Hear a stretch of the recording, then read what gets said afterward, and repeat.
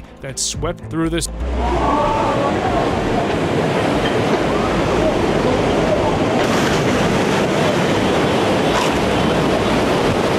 Just look, cars were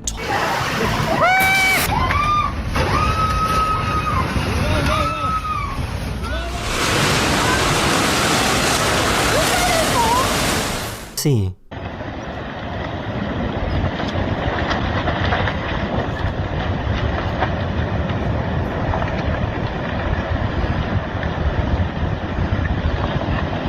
All the homes were empty, so luckily nobody was hurt. What the morning commute looked like for people driving into Los Angeles back in December 2017.